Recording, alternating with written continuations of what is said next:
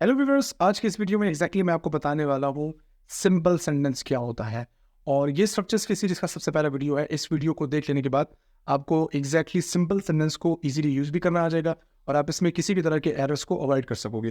तो वीडियो को शुरू से लेकर आखिर तक आप जरूर देखें और अगर आपका किसी भी जगह पर किसी भी तरह का क्वेश्चन आता है तो आप मुझे नीचे कमेंट सेक्शन में कमेंट करके पूछ सकते हैं and I will try my best to answer you as soon as possible. तो सबसे पहले आपको ये समझना जरूरी है कि स्ट्रक्चर्स होते क्या हैं। स्ट्रक्चर्स बेसिकली सेंटेंस के फॉर्म्स को कहते हैं। They are also called forms of sentence, क्योंकि आपको या तो सिंपल सेंटेंस नजर आएगा, ये भी एक फॉर्म है, या तो कंपाउंड नजर आएगा, वो भी एक फॉर्म है। इस तरह कॉम्प्लेक्स भी एक फॉर्म है और इसी तरह से कंपाउंड कॉम्प्लेक्स भी एक फॉर्म कहलाया जाता है। तो ये सारे फॉर्म्स ऑफ सेंटेंसेस हैं। अच्छा, इन्हें मैंने एक और कैटेगराइजेशन भी दी हुई है, वो क्या है, लिमिट्स। यानी these are also the limits of a sentence. यानी इसमें नंबर ऑफ क्लॉजेस को काउंट किया जाता है कि कितने इंडिपेंडेंट क्लॉजेस होंगे, कितने डिपेंडेंट क्लॉजेस आएंगे।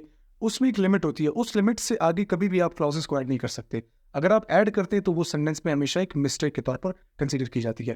तो सबसे पहले मूव करते हैं सिंपल सेंटेंस की तरफ, जो कि स्ट्रक्चर्स की सीरीज का पहला सेंटेंस है। तो इसको देखते हैं और इसको समझते हैं अच्छी तरह से with help of 4 to 5 examples. तो simple sentence is a sentence which is composed of one independent clause only. इसमें हमेशा आपको एक ही इंडिपेंडेंट क्लॉज नजर आएगा। अब इंडिपेंडेंट क्लॉज क्या होता है? हर वो क्लॉज जिसमें कम से कम आपको एक सब्जेक्ट मिले और एक फाइनाइट वर्ब मिले। फाइनाइट वर्ब और मेन वर्ब ये दोनों एक ही चीज को कहते हैं, तो इसमें कंफ्यूज होने की कोई बात नहीं है। तो अगर आपको एक फाइनाइट वर्ब और एक सेंटेंस का सब्जेक्ट नजर आ रहा है, so this is always referring to one clause, right. और इनमें एक और चीज देखना है जो इंडिपेंडेंट क्लॉज के लिए जरूरी है कि इनका सेंस कंप्लीट हो। ही लव्स हाइकिंग, ये मेरा एक पूरा इंडिपेंडेंट क्लॉज कहलाया जा सकता है। व्हाई? बिकॉज इसका सेंस कंप्लीट आ रहा है, इसमें कोई कंफ्यूजन नहीं है। सो ही लव्स हाइकिंग, वो हाइकिंग पसंद करता है। सो इट्स कंप्लीट सेंस, और जब भी कोई क्लॉज कंप्लीट सेंस देता है वो इंडिपेंडेंट क्लॉज कहलाया जा सकता है। इसके अलावा इंडिपेंडेंट क्लॉज की एक और भी निशानी होती है कि उसका जो कंजंक्शन होगा वो कोऑर्डिनेट कंजंक्शन ही होगा, या तो उसके साथ कोई कंजंक्शन शुरू में आपको नजर नहीं आएगा। तो ना यहाँ पर शुरू में कोई कंजंक्शन है, ना इस एग्जांपल में, ना इन बाकी 3 एग्जांपल्स में आपको शुरू में कोई कंजंक्शन नजर आ रहा है। तो देखिए सर इसको, he loves hiking, this is a positive sentence। अच्छा, next is obey the commandments of Allah Almighty, right?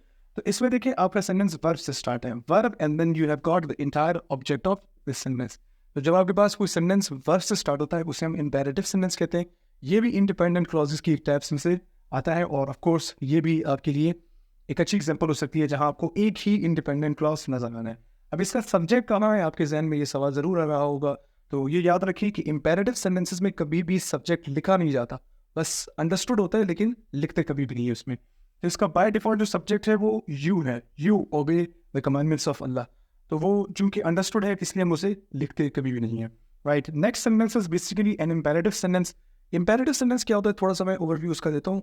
ये एक ऐसा सेंटेंस है जिसमें आप किसी को या तो दुआ देते हैं, like you pray for somebody, और you make your wishes, right. तो यहाँ पर या तो विशेस आपको नजर आती है या फिर आप दुआ देते हैं। So may your dreams come true, ये एक दुआ है, और ऑफ कोर्स ये भी कंप्लीट सेंस के साथ आता है। इसमें भी आपको सिर्फ और सिर्फ पूरा का पूरा एक सब्जेक्ट नजर आएगा और ये आपको वर्ब नजर आ रहा है। कम से कम एक सब्जेक्ट और एक फाइनाइट वर्ब अगर आपको नजर आते हैं तो वो क्लॉज कहलाया जा सकता है। अगर वो कंप्लीट सेंस देता है तो वो इंडिपेंडेंट क्लॉज भी कहलाया जाएगा। इसके बाद आप देखिए आपके पास एक क्वेश्चन है। क्वेश्चन को कैसे पहचानते हैं? हमेशा हेल्पिंग वर्ब्स शुरू में आते हैं उसके। तो यहाँ पर भी हेल्पिंग वर्ब शुरू में आ रहा है, फिर सब्जेक्ट आ रहा है, फिर वर्ब आ रहा है। एक सब्जेक्ट और एक फाइनाइट वर्ब है, यस ऑफ कोर्स। तो ये भी कंप्लीट इंडिपेंडेंट क्लॉज कहलाया जा सकता है, और of course it is always going to give you the complete sense. Last but not least is an exclamatory sentence. Exclamatory sentence में हमेशा इंटरजेक्शंस यूज होते हैं, और इसी बेस में मैंने क्या कहते हैं, एक्सक्लेमेटरी सेंटेंस। अच्छा, ये भी कंप्लीट इंडिपेंडेंट क्लॉज कहलाया जाता है। क्यों? क्योंकि इसमें भी आपको कोई कंजंक्शन यूज होता हुआ शुरू में नजर नहीं आएगा, और ये भी कंप्लीट सेंस के साथ आपको देखने को मिलेंगे। तो ये आपके पास सिंपल सेंटेंस की कुछ एग्जांपल्स थी। सारे के सारे इंडिपेंडेंट क्लॉजेस कहलाए जाएंगे। और ये सेंटेंस देखिए, इसका सिंपल स्ट्रक्चर, एक सब्जेक्ट, एक वर्ब और एक ऑब्जेक्ट या complement, and then there is a full stop. जो भी उस टाइप ऑफ सेंटेंस का पंक्चुएशन होगा उसको आप एंड में लगाएंगे। तो अगर कोई क्वेश्चन है तो आपने क्वेश्चन मार्क लगाना है, कहीं पर कोई साइन ऑफ एक्सक्लेमेशन आ रहा है तो आप वो लगाएंगे, और अगर कहीं पर फुल स्टॉप आता है जैसे पॉजिटिव सेंटेंस में मैंने लगाया हुआ है तो आप वो भी लगाएंगे। सो this is all about simple sentence. इनमें से कोई भी एग्जांपल अगर आपको मिलती है तो वो सिंपल सेंटेंस की एक सिंपल एग्जांपल कहलाई जा सकती है। इस वीडियो के लिए इतना ही। अगर आपको ये वीडियो पसंद आई है तो लाइक करें, सब्सक्राइब करें, शेयर करें, और बेल के आइकन को प्रेस करना ना भूलें ताकि आपको आने वाली न्यू वीडियोस की तमाम नोटिफिकेशंस मिलती रहे। Thank you.